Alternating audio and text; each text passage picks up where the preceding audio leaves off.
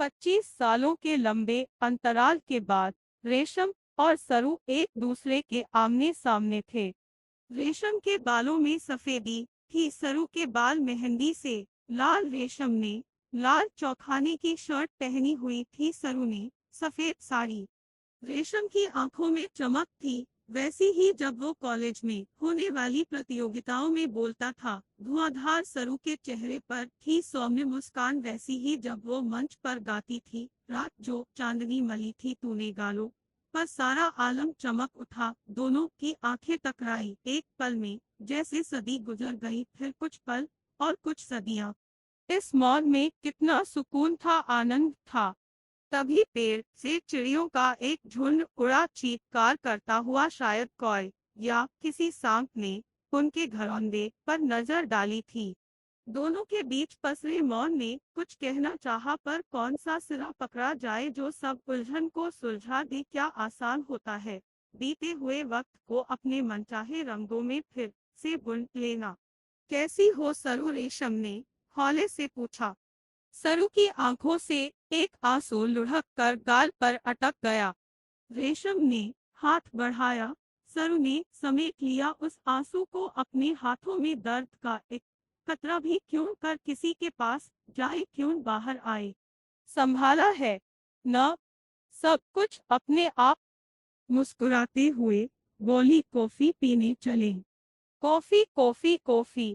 यादों के कितने ही सतरंगी पंछी चहचहाने लगे, खिलखिलाने लगे, नाचने गाने लगे रेशम के आसपास। वो बचपन से भरी कॉफी। रेशु कॉफी पिएगा? मम्मी पापा लोग पीते हैं। कितनी चमकती है न उनकी स्किन। नहीं, रेशम के फुले गाल और फूल जाते बच्चे कॉफी नहीं पीते। मैं तो दूध पीता हूँ। अरे मम्मा से परमिशन लेकर पिएंगे।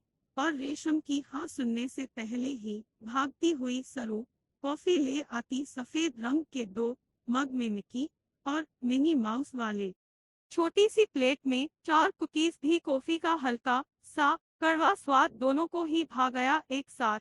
और उससे भी ज्यादा वो हल्की भूरी मूंछें जो बन गई थी कॉफी पीने के बाद।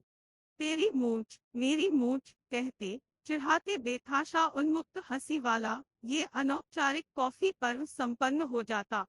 हाथों की छोटी छोटी उंगलियों से कॉफी मूंछ पोंछते हुए। कुछ यादें कितनी गहरे अंकित हो जाती हैं न दिमाग पर, जैसे अभी गुजरी हो। फिर वो किशोर होती। कॉफी कॉफी पिएगा रेशु? हाँ ले आ, तेरा वो स्किन चमकाओ कहा। और उस दिन सरू कॉफी लाई थी 2 सफेद मग में, जिस पर छोटे छोटे लाल दिल बने हुए थे। धीरे धीरे कॉफी लेकर आती हुई सरू कितनी आकर्षक लग रही थी। रेशम के शरीर में सिहरन सी दौड़ गई। और कहाँ खो गया? सरू ने रेशम के आगे कॉफी रखते हुए कहा। तुझने? और रेशम की उंगलियों ने सरू के होठों को छू दिया, अपनी सिरहन सरू को देते हुए। सरू कांप गई, कुछ न बोली, चुपचाप कॉफी पी कर चली गई। लगता है बड़ी गलती हुई है मुझसे उस रात। रेशम ने खाना नहीं खाया। फिर वो जवान होती। कॉफी ऊर्जा अपने चरम